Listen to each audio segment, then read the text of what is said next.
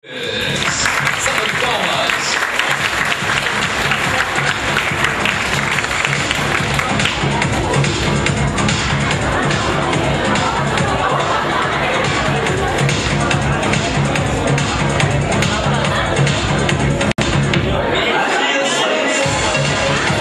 Isso aí, Amanda. Vamos desfilar, Amanda, mostrando aí toda a sua beleza, todo o seu charme, olha só que simpatia, né?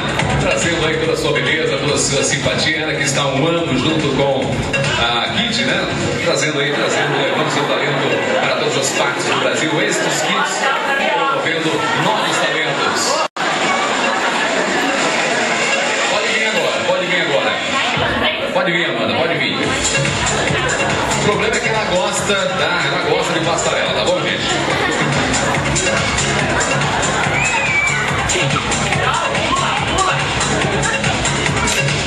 Olá, pessoal, vamos dar uma salva de palmas mais uma vez para a Amanda?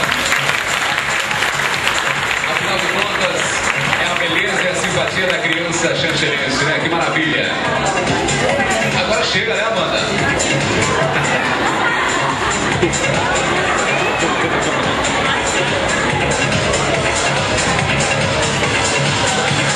Pronto, agora sim. Vamos lá.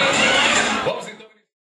Os classificados da primeira categoria. Nós pedimos para que, conforme nós estamos chamando aqui, os candidatos se colocam aqui na passarela para a entrega da premiação, tá certo?